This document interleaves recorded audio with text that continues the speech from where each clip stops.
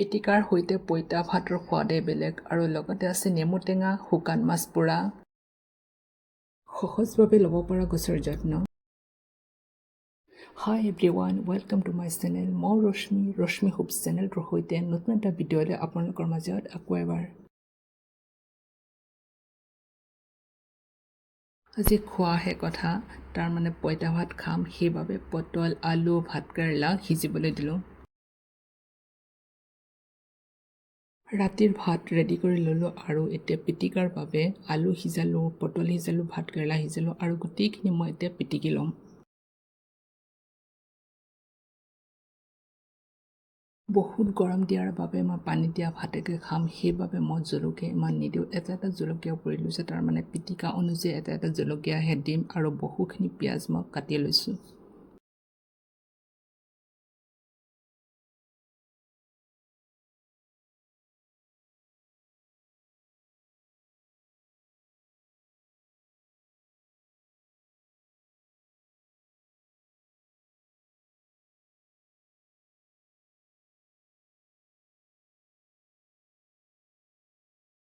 পিটিকাৰ বাবে কেঁচা সৰিয়হ তেলটো খুবেই প্ৰয়োজন, তাৰমানে কেঁচা সৰিয়হ তেল দিলেহে সোৱাদটো হয়। গোটেইখিনি পিটিকা মই এনেকৈ পিটিকি ল'ম আৰু পিঁয়াজখিনি মই এতিয়া নিদিওঁ। গোটেইখিনি পিটিকি তাৰপিছত ওপৰে পিঁয়াজখিনি মই ছটিয়াই দি অলপ সানি দিম।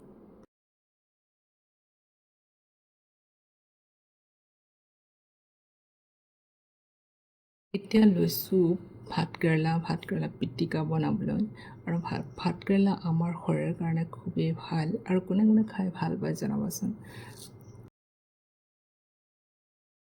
ভাতে পানীয়ে 1 কাঁহীমান লৈছোঁ। আজি মোৰ খোৱাহে কথা, কিমানখিনি খাব পাৰিম সেয়াহে গম পাম পিছত। পানী দিয়া ভাত মই অকলে খাম যিহেতু, সেইবাবে মই বেছিকৈ পিটিকা বনোৱা নাই। এটা লৈছোঁ, তাৰমানে ভাতকেৰেলা এটা, আলু এটা, পটল এটা লৈছোঁ যিহেতু মই অকলে খাম আৰু লগতে এটা শুকান মাছ পুৰি লৈছোঁ।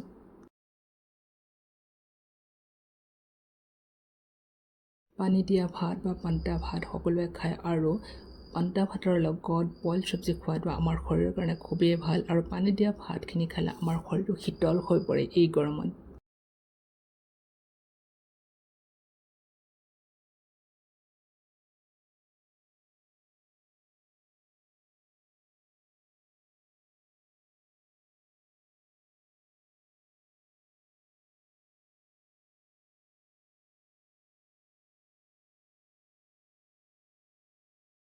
গোটেইখিনি পিটিকা মই বনাই লৈছোঁ আৰু সৰুকৈ কাটি পিঁয়াজো দিছোঁ আৰু লগতে ডাঙৰ চকলাকৈ পিঁয়াজ কাটি লৈছোঁ, তাৰমানে পানী দিয়া ভাতৰ লগত পিঁয়াজ কামুৰি খালে ভাল লাগে। আকৌ নেমু টেঙা লৈছোঁ, শুকান মাছ এটা পুৰি লৈছোঁ।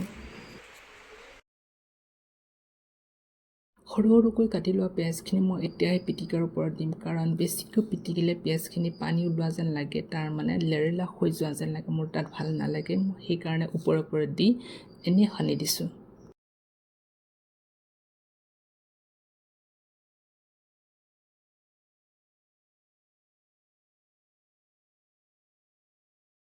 পান্তা ভাতৰ ওপৰত মই গোটেইখিনি লৈ ল'ম, তাৰমানে যিমানখিনি পিটিকা বনাইছোঁ গোটেইখিনি অলপ টেষ্ট কৰিম।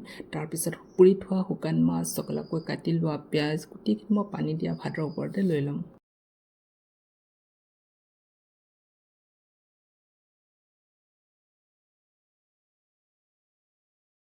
পানী দিয়া ভাত, তাৰমানে পান্তা ভাতৰ ওপৰত শুকান মাছ পোৰা, পিটিকা গোটেইখিনি মই লৈ ল'লোঁ আৰু এতিয়া খোৱাহে কথা আৰু জুতি লগাই মই সোৱাদটো ল'ম। নেমু টেঙা মেইন, ফাৰ্ষ্টত মই নেমুহে চেপি লৈছোঁ, কাৰণ নেমুটো খুবেই মোৰ প্ৰিয়।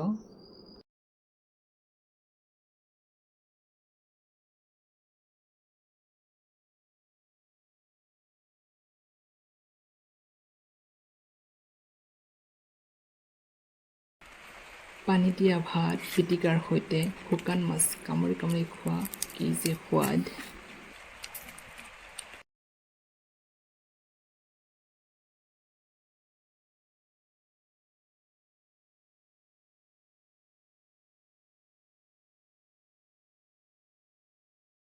গৰমৰ দিনত পানী দিয়া ভাত আমাৰ শৰীৰৰ কাৰণে খুবেই ভাল, যিহেতু পানী দিয়া ভাত খালে শৰীৰটো শীতল হৈ পৰে। পিছে মই যিমানখিনি লৈছিলোঁ সিমানখিনি খাব পৰা নাইকিয়া।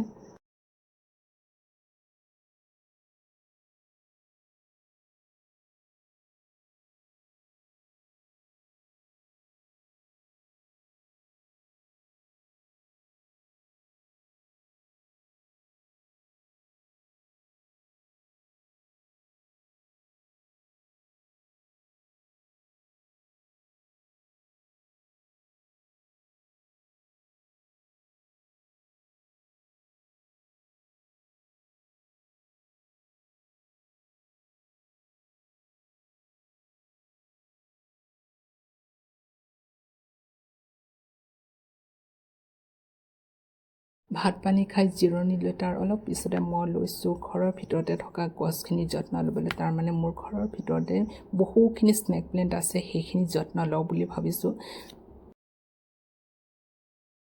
তাৰমানে পুৰণা গছবিলাক মৰহি গৈছে আৰু কুমলীয়া হৈ উঠিছে, সেইবাবে পুৰণি গছবিলাক তাৰমানে শুকাই যোৱা গছখিনি মই কাটি দিছোঁ।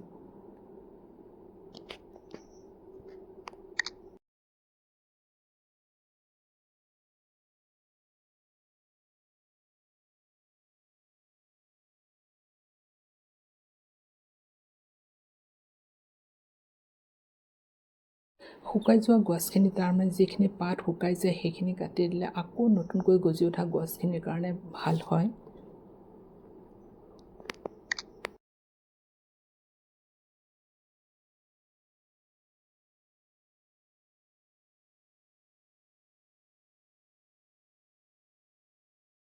শুকাই যোৱা পাতখিনি মই উঠাবলৈ চেষ্টা কৰি আছোঁ। তাৰমানে একেবাৰে গুৰিৰ পৰা উঠাই দি আছোঁ। তাৰমানে গুৰিৰ পৰা উঠাই দিলে কি হয়, আকৌ নতুনকৈ পুলি গজি উঠে।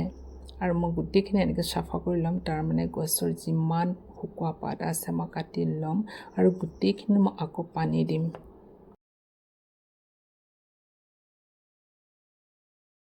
ঘৰৰ ভিতৰত যিখিনি গছ-গছনি আছে সেইখিনিত সদায় পানী দিব নালাগে। তাৰমানে অলপ মাটি শুকানকৈও ৰাখিব লাগে, বেছি পানী দিলে পচি যায়। সেইবাবে মই অলপ শুকানকৈ ৰাখিছোঁ। এতিয়া চাফা কৰি দিছোঁ যেতিয়া মই পানী দিম আৰু আমি পেলাই দিয়া যিখিনি পিঁয়াজ নহৰুৰ বাকলি থাকে মই সেইখিনি এতিয়া মই গছৰ গুৰিতে দি ল'ম।